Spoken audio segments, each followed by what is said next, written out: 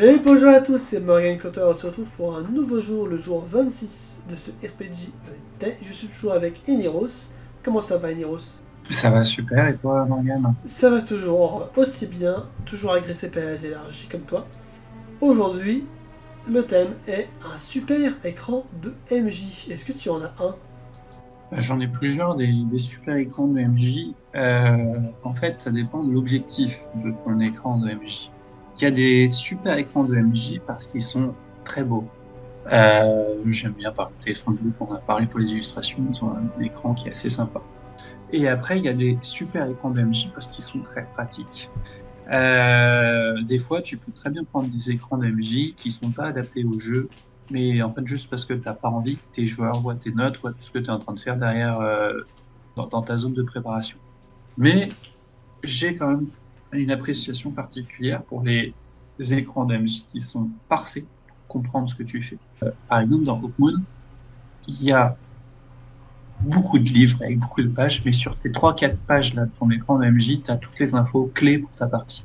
Ouais, Et les résumés. ça, c'est vraiment bien. En gros, si sur ton écran d'MJ, tu es obligé de rajouter des post-it avec des infos que tu as Ouais, envie d'avoir, c'est un peu c'est couillon. peut-être que ton écran d'MJ, il est pas top. Ou alors que t'as pas pris celui du bon jeu, mais c'est pas Ça dramatique. c'est autre chose. C'est vraiment un outil en fait pour ta masterisation. Euh, D'ailleurs, tu peux très bien décider de jouer à des ouverts ou à des cachés. Oui, C'est aussi. pas choquant. Ou les deux. Et il y a des ou les deux, et il y a même des maîtres de jeu qui jouent sans lancer le dé, et c'est toujours leur joueur qui lance le dé. On faisait, par exemple, on parlait des pourcentages, tout ça. Bah, très souvent, c'est le joueur qui lance le dé, et il n'y a pas forcément une position avec un résultat du maître de jeu. Ouais. Puis derrière, ça entraîne la question, est-ce que tu, de temps en temps, changes le résultat de tes dés pour des questions de scénario? Bah, si c'est le cas, c'est un petit peu dommage parce que tu pouvais juste passer en mode scénario et Oui, puis raconter ce qui se passe et imposer à tes joueurs ce qui se passe en mode cinématique. c'est ça.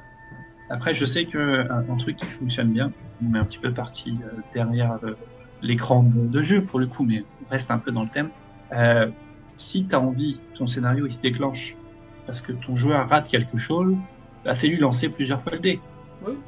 Plus tu vas lancer les dés, plus forcément, à un moment ou à un autre, il va avoir un très bon résultat ou un très mauvais résultat.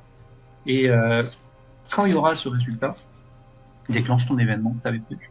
J'avais fait ça pendant un moment sur des sessions zéro que je faisais pour un projet de campagne qui n'a jamais eu le jour d'ailleurs. On a fait toutes les sessions zéro où en fait je faisais une session avec un seul joueur à chaque fois. Et en fait, tu vois, les joueurs, ils m'avaient écrit leur background, Ouais. mais là, je reprenais leur background qui était écrit et on le scénarisait pour qu'ils le jouent. Comme ça, derrière, bah, quand tu arrives dans la campagne, ton personnage, tu l'as déjà joué. Il y a des choses qui lui sont déjà arrivées et c'est plus facile d'interpréter ce personnage. C'est vrai. Et potentiellement, il peut y avoir des pouvoirs, des accessoires, des choses comme ça, que tu n'as pas juste parce que tu as écrit que tu voulais l'avoir, mais que tu as débloqué parce que tu as fait quelque chose pour l'avoir. C'est vrai. Car j'avais un de mes personnages, par exemple, c'était un Goliath, il voulait avoir une épaulière avec une tête de dinosaure ou un truc comme ça. Ben, je l'ai fait combattre un dinosaure. Il était niveau 1, bien sûr qu'il n'y avait pas le niveau pour que le jeu soit équilibré pour ça, mais on s'en fiche, c'était scénaristiquement intéressant, et derrière on a quelque chose qui arrive pour lui. Oh tiens, comme par hasard, la foudre tombe sur le dinosaure. Non, c'était un combat d'arène là pour le coup, mais Ok. je parlais du combat qui a été fait avec son dinosaure, qui était Ouais, bien le évidemment dinosaure. truqué. Le scénario était fait pour qu'il gagne le combat, tu vois. Je crois qu'il dans l'histoire, il a dû avoir l'aide d'un autre gladiateur, ils se sont mis à deux pour le battre, ou un truc comme ça, tu vois. Mais tu vois, c'est des choses qui sont intéressantes et bah, derrière, si tu veux que tes joueurs réussissent, tu leur donnes des avantages. Si tu veux Oui, qu'ils ratent, tu leur fais multiplier les dés et statistiquement, si tu fais lancer 20 dés, il y aura un dans l'eau et c'est ça. forcément, il y aura l'événement dramatique qui fera que ça sera très intéressant.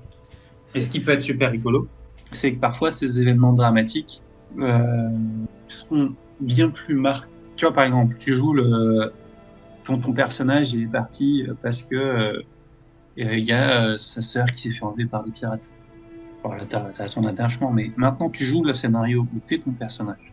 Ton personnage, il n'arrive pas à sauver sa sœur. Sa sœur se fait enlever par les pirates. Bah là, tu peux être sûr que dans toute la game, il va avoir cette obsession avec sa sœur. Bye. Parce qu'il aura cet échec qui lui fera dire non, je ne peux pas rester sur un échec. Je sais plus, j'écoutais une interview d'un gars qui disait qu'en fait, notre cerveau, quand il y a un événement traumatisant, il va essayer de revivre l'événement, de reproduire l'événement pour avoir une meilleure issue. Oui, Bah, c'est un peu ce genre de choses qu'on va utiliser en jeu de rôle.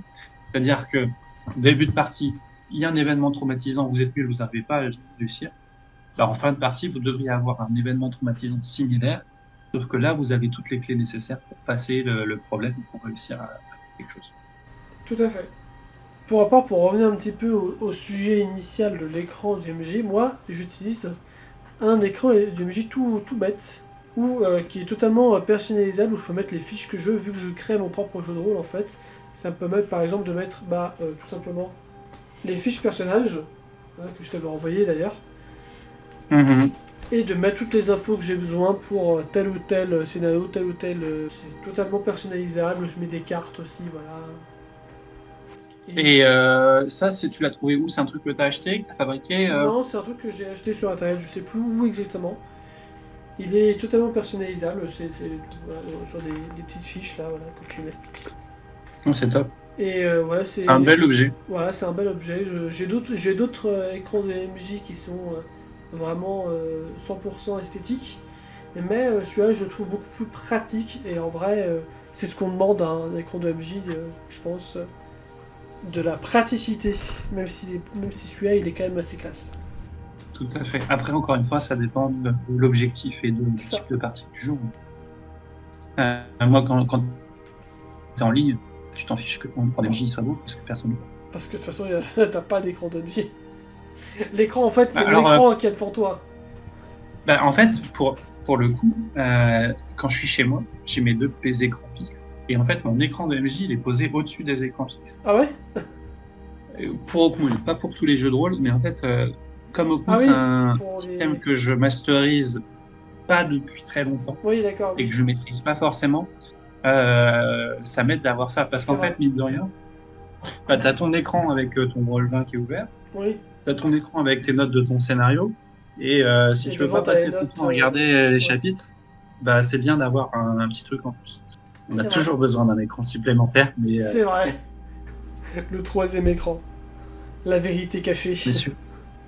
Je pensais pas qu'on allait durer aussi longtemps sur celle-là, tu vois.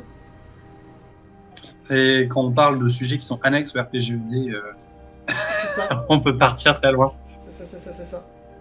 Voilà, c'était tout pour ce jour du RPG. J'espère qu'il vous a plu. N'hésitez pas à laisser un petit pouce en l'air et à répondre à ce sujet. Nous on vous retrouve pour un prochain jour avec Eniros. Ciao ciao. Ciao, ciao.